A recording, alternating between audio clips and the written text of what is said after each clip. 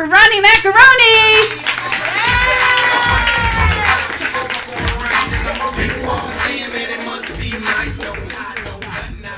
Keep it going for your host, y'all.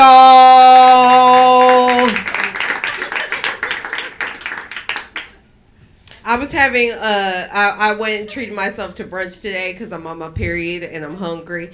And I was sitting there and I was enjoying my food and enjoying my drinks, and these two women came in and I complimented the lady. I was like, I love your colors. They're so great.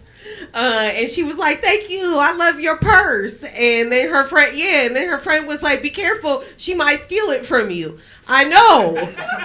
And then she laughed and she was like, yeah, I might try and fucking take that. Oops, see, we all I might take that.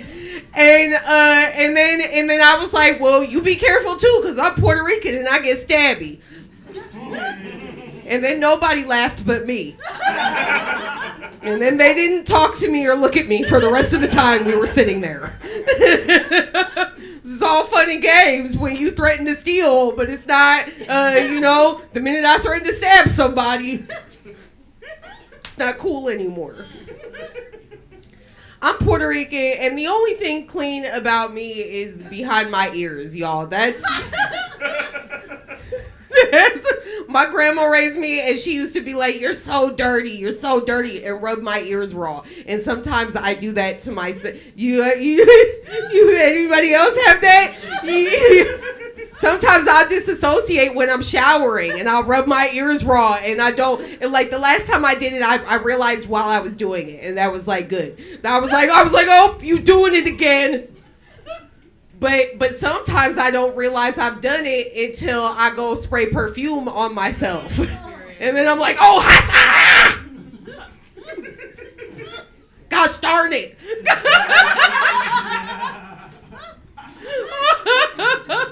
Oh, I'm also half Jewish, and my father was Jewish, and he taught me a whole lot of like great, things. Like he taught me a lot of wisdom. Like one of the things he taught me was like violence is the first resort of the incapable. He told me stuff like that. He also told me stuff like, it's okay to curse. You can curse if you want to, but be careful because you don't want to become one of those people who's not in control of their mouths. And that's exactly who I grew up to be. I'm like, listen, I cannot curse in a corporate environment, but it will kill me. I will die very slowly. You will watch me just wilt away. That's why my dad gave me that advice. But then he also told me when I was 16 years old, you know what he told me? He said, Ronnie, sometimes the best way to get over somebody old is to get under somebody new. Said that to his 16-year-old daughter. And then you wonder why I'm a dog.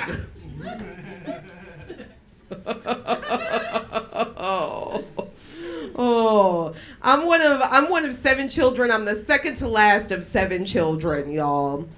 Thank you. I wouldn't clap for that either. I always thought I didn't want to have kids. I was afraid of having kids, but the truth is I wanted kids. I just didn't want kids the way my mom had kids. It was like, I don't want 7 of you. I don't want to be trapped with you. This seems like a nightmare. What she went through seemed like a nightmare. But I was the part of the second litter, y'all. Yeah, so she had 3 kids, and then she had 4 more kids. So that's what we call the second litter. And growing up, it was like 3 sisters, because my brother passed away when he was born, and so it was me and my 2 sisters growing up, and it was always like we was always pitting one person against the other person. Anybody ever have that? That's where it's like there's always somebody against one. Sometimes it was me and my mom against my older sister. Sometimes it was me and my older sister against my mom. Sometimes my mom would tell me stuff like, your sister can't cook, and then I would tell my sister that, and then they would get in a fight. There wasn't, but I always, my older sister, she was 5 years older than me, and then she was 8 years older than our youngest sister, who I was 3 years older than. And I always wanted to hang out with my sister Sarah. I didn't want to hang out with my sister Maxine. I didn't want to hang out with her, but because we were closer in age, we had to share a room. So I would try to do things to go hang out with Sarah. I'd be like, I want to sleep in Sarah's room, and my mom would be like, well, Hannah and Maxine has to come too. Yeah.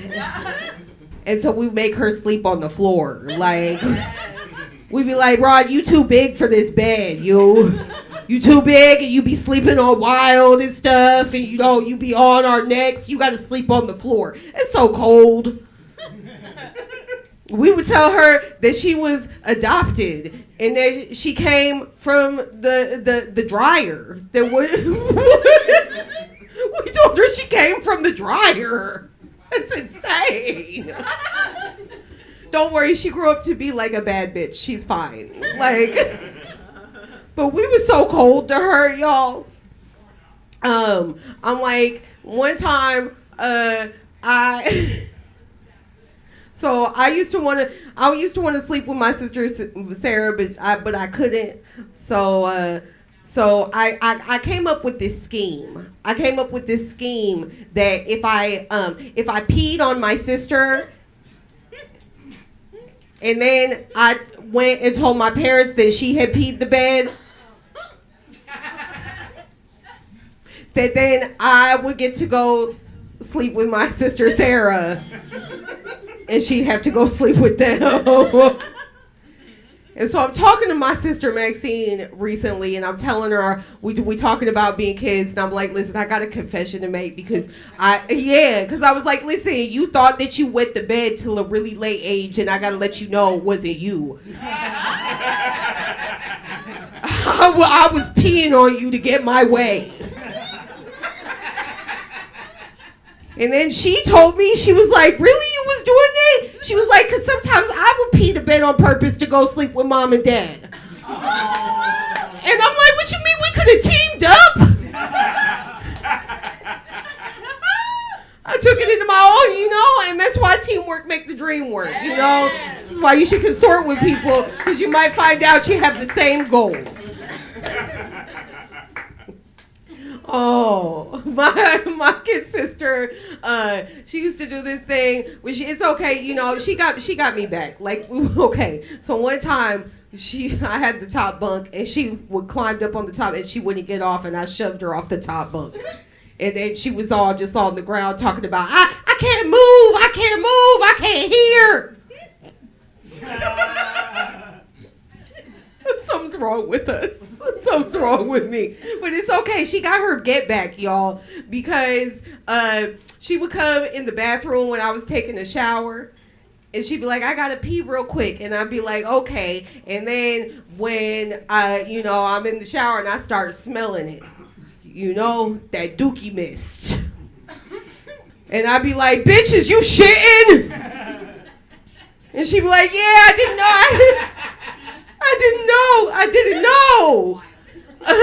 And I'd be like, if we was in prison, I'd kill you. So anyway, we were talking about that, and she confessed. She was like, you know what? I knew every time. She was like, every time I knew the whole time. I knew I was finna come in there and do that. And that's how much time do I have left? Can I switch? Okay, cool. I'm gonna do some other fucking material, y'all. Oh my God, that was so hard. I felt like I was in an HR fucking meeting and shit. Oh, you're like, I know, that was clean to me. Every time I do clean material, I gotta ask my friends. I'm like, what's clean? What? I'm like, what the fuck is that? I don't know what clean is. I'm like, I talk to kids about anything. I'm like, they're like, well, is it clean or is it family friendly? And I'm like, I don't know. I think I'm fucking family friendly. Maybe not in the way you think, but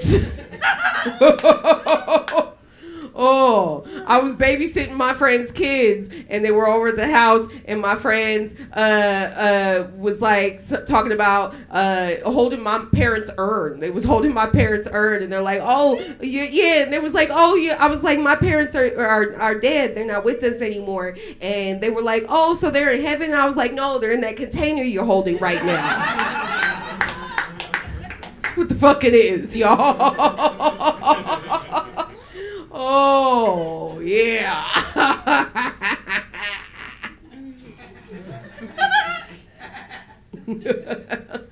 Oh, who got hit growing up? Yeah, where my people is. You ever try to date somebody who didn't get hit growing up? That's a hard mix. I be trying to talk about stuff. We have disagreements. I'm just trying to, let's talk it out. I want to talk it out. He's like, stop yelling at me. I'm like, I'm not yelling at you. I'm talking passionately. Haven't even begun to abuse you yet.